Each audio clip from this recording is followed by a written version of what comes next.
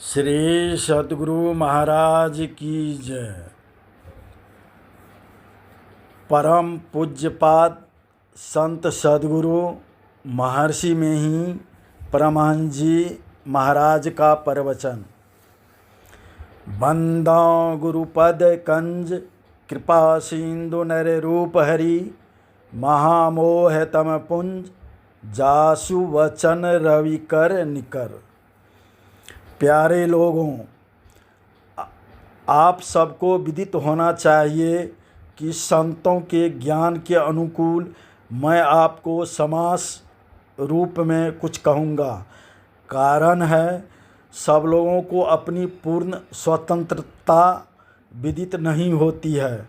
यह जो अपना राज कहलाता है, इस राज में रहकर भी या कोई सम्राट हो, उनको भी कोई राष्ट्रपति हैं, उनको भी बड़ा सा बड़ा इंद्र को भी स्वतंत्रता नहीं है। संसार शरीर और इंद्रिय के बंधन उनके ऊपर है। संसार और शरीर में रहते हुए उनके संबंधों और बंधनों से जीव जकड़ा हुआ है। इन बंधनों से जब तक कोई छूट नहीं जाता, कोई सर्वत्र है कहा नहीं जा सकता। स्वतंत्रता में जो सुख है वह परतंत्रता में नहीं। घर है, संपत्ति है, फिर भी और चाहिए। इसके अतिरिक्त दैहिक, दैविक और भौतिक कष्ट होते हैं।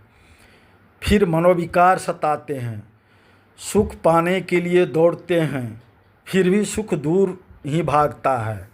संत लोग कहते हैं इनको छोड़ दो, सन्यासी बन जाओ, फिर भी मनोविकार तुम्हारे साथ है। शरीर का बंधन, संसार का बंधन तुम्हारे साथ है, इससे छुड़ावे कौन। गोस्वामी तुलसीदास जी ने कहा है, सत्संग अपवर्ग कर कामी भव कर पंथ, कहहि संत कवि कोविद श्रुति पुराण सद ग्रंथ। अर्थात संतों का संग मोक्ष का और कामी पुरुषों का संग संसार का मार्ग है। संत, कवि, पंडित, वेद, पुराण और सदग्रंथ ऐसा कहते हैं। इसलिए संतों के ज्ञान का प्रचार है। संतों के ज्ञान को जानने और उसके अनुकूल चलने का यत्न करना चाहिए।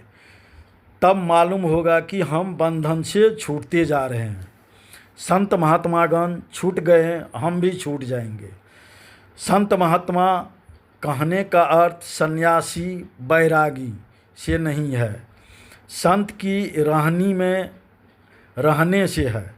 इसलिए संत के आचरण से रहो, उनके कहे अनुकूल चलो, बंधन से मुक्त हो जाओ। संसार में यह चाहिए और वह चाहिए, यह इच्छा बनी रहती है। रावण को सोना चांदी सभी थे, खाई के बदले चारों ओर समुद्र था। वह स्वयं पंडित था, लेकिन उनको संतोष नहीं था। उसकी गिनती श्रेष्ठ जनों में नहीं, दुष्ट जनों में होती है। इसलिए कहा है, कोई करे महल, कोई करे टाटी, उड़ी जाए हंसा, पड़ी रहे माटी।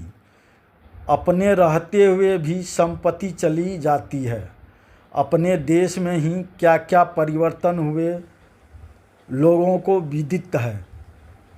संसार में रहो और संसार के पदार्थों को औषधि के रूप में लो। संसार से छूटने का यत्न करो, आसक्ति छोड़ो।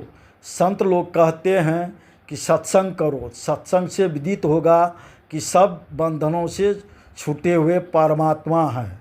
उनकी भक्ति करो, उन पर कोई बंधन नहीं। बंधे को बंधा मिले, छूटे कौन उपाय, कर सेवा निर्बंध की, पल में ले छुड़ाए। भक्ति कहते हैं सेवा को। किसी की कमी को पूरा कर दो, उसकी सेवा है। लेकिन परमात्मा को किसी चीज़ की कमी नहीं है। उनकी सेवा कैसे करोगे? परमात्मा स्वरूपतः क्या है? जैसे एक एक इंद्रिय का एक एक विषय है, उसी तरह परमात्मा किसका विषय है? राम स्वरूप तुम्हार वचन अगोचर बुद्धि पर, अविगत अकथ अपार, नेति नेति नित निगम का। परमात्मा मायातीत है, उसको जानने के लिए क्या करो? उसको जानने के लिए कोई भी इंद्रिय समर्थ नहीं है। अपने आप को सोचो, कौन हो? ईश्वर अंश जीव अविनाशी, चेतल अमल सहज सुख राशि। तुम ही उसको जानने में योग्य हो। तुमसे जो जाना जाए वही ईश्वर है। तुम ईश्वर शरीर और संसार में फंस गए हो। शरीर और मन बुद्धि के ज्ञान से परे तुम हो। तुम अपने से जिसको ग्रहण करोगे वह ईश्वर है। इन बातों को लोग भूलकर भटकते फिरते हैं। सत्संग करो और जागो। गोस्वामी तुलसीदास जी ने कहा है, जागू जागू जागू जीव जो है जग जामिनी। आज या कल कब यह शरीर छूटेगा ठिकाना नहीं।